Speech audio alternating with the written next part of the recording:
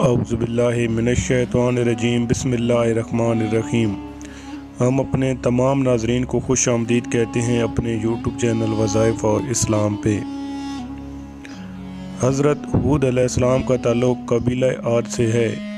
قرآن کریم میں 17 سے زیادہ مقامات پر حضرت ہود علیہ السلام اور ان کی قوم عاد کا تذکرہ آیا ہے۔ قوم عاد ایک عرب قبیلہ گزرا ہے جو آکاف میں آباد تھا۔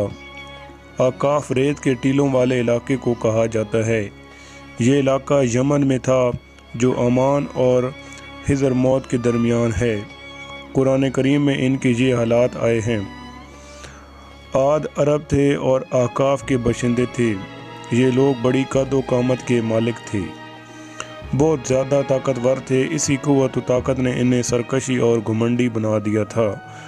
کمزوروں پر ظلم ڈھاتے تھے، بت پرست اور مشرک تھے۔ خیمے ہونے کے باوجود ہر اونچائی پر مضبوط محل بناتے اور اس پر فخر کرتے، گویا مال و دولت کو بیکار میں ضائع کرتے۔ اللہ تعالیٰ قرآن کریم میں فرماتے ہیں، کیا تم نے دیکھا نہیں کہ تمہارے پروردگار نے عاد کے ساتھ کیا سلوک کیا، جس کے برابر دنیا کے ملکوں میں کوئی اور قوم پیدا نہیں کی گئی۔ یہ قوم بڑی زور آور قوم الجثہ ستونوں کی طرح طویل القامت تھی۔ ایسی قد و قامت والی اور طاقتور قوم نہ اس سے پہلے پیدا کی گئی اور نہ بعد میں۔ یہ لوگ عرب تھے اور عربی میں بات چیت کرتے تھے۔ حضرت ہود سامی نسل کے قدیم ترین پیغمبروں میں سے ہیں۔ طوفان نوح کے بعد جب ایمان والوں نے زمین پر قدم رکھا تو ان بستیوں میں رہنے لگے جہاں نوح علیہ السلام رہا کرتے تھے۔ لوگ توحید پرست تھے، لیکن وقت کے ساتھ ساتھ شیطان نے ان کے دلوں میں وسوسہ ڈالا اور وہ شیطان کی عبادت کرنے لگے۔ چنانچہ قوم نوح اس کے بعد جس قوم نے سب سے پہلے بت پرستی اختیار کی وہ قوم عاد تھی۔ قرآن پاک کی سورت ہود میں اللہ تعالیٰ نے حضرت ہود کے اپنے قوم کے ساتھ ہونے والے مکالمے کو یوں بیان کیا ہے، اور قوم عاد کے پاس ہم نے ان کے بھائی ہود کو پیغمبر بنا کر بھیجا۔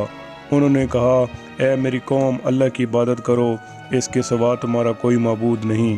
تمہاری حقیقت اس کے سوا کچھ نہیں کہ تم نے جھوٹی باتیں تراش رکھی ہیں۔ اے میری قوم، اپنے پروردگار سے گناہوں کی معافی مانگو، پھر اس کی طرف رجوع کرو۔ وہ تم پر آسمان سے موسلادھار بارشیں برسائے گا اور تمہاری موجودہ قوت میں مزید قوت کا اضافہ کرے گا، اور مجرم بن کر منہ نہ مڑو۔ قوم عاد کو حضرت ہود نے ہر طرح سمجھایا، مگر انہوں نے کوئی بات نہ مانی اور نہ ایمان لائے اور تکبر و ناشکری کرنے لگے۔ پھر عاد کا قصہ تو یوں ہوا کہ انہوں نے زمین میں ناحق تکبر کا رویہ اختیار کیا اور کہا کہ کون ہے جو طاقت میں ہم سے زیادہ ہو۔ بھلا کیا ان کو یہ نہیں سوجا کہ جس نے اللہ نے ان کو پیدا کیا ہے وہ طاقت میں ان سے کہیں زیادہ ہے، اور وہ ہماری آیتوں کا انکار کرتے رہے۔ اس پر ہود نے جواب دیا، اب تم سب کے سب مل کر میرے خلاف چال چل لو اور مجھے ذرا مہلت نہ دو۔ میں نے تو اللہ پر بھروسہ کر رکھا ہے، جو میرا بھی پروردگار ہے تمہارا بھی پروردگار ہے۔ زمین پر چلنے والا کوئی جاندار ایسا نہیں جس کی چوٹی اس کے قبضے میں نہ ہو۔ یقیناً میرا پروردگار سیدھے راستے پر ہے۔ پھر بھی اگر تم منہ مڑتے ہو تو جو پیغام دے کر مجھے تمہارے پاس بھیجا گیا تھا میں نے وہ تمہیں پہنچا دیا، اور تمہارے کفر کی وجہ سے میرا پروردگار تمہاری جگہ کسی اور قوم کو یہاں بسا دے گا اور تم اس کا کچھ نہ بگاڑ سکو گے۔ بے شک میرا پروردگار ہر چیز کی نگرانی کرتا ہے۔ ان کی قوم کے سردار جنہوں نے کفر اپنا رکھا تھا کہنے لگے، ہم تو یقینی طور پر دیکھ رہے ہیں کہ تم بے وقوفی میں مبتلا ہو، اور بے شک ہمارا گمان یہ ہے کہ تم ایک جھوٹے آدمی ہو۔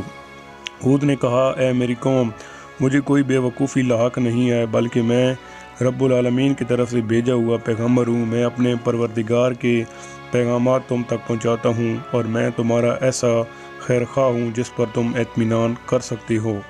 قوم عاد کی سرکشی اور ان کی نافرمانی کی وجہ سے پہلے اللہ تعالیٰ نے ان پر بارش بند روک دی۔ فصل اور باغات جل گئے، لوگ بارش کی خواہش کرنے لگے۔ پھر ایک دن سیاہ بادل انہیں آتا نظر آیا۔ وہ خوشی سے پوچھنے لگے کہ یہ بادل ہم پر برسے گا۔ اصل میں ابر کی صورت میں وہ کہر الہی تھا جس عذاب کی وہ جلدی مچا رہے تھے۔